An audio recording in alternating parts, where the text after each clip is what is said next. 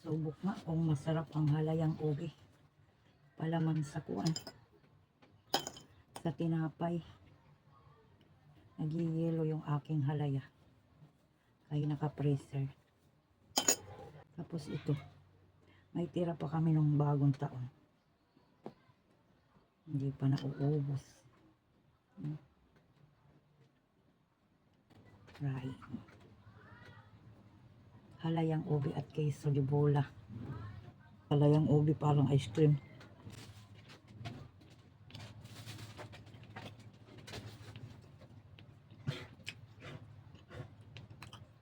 Partneran mo ng mangga.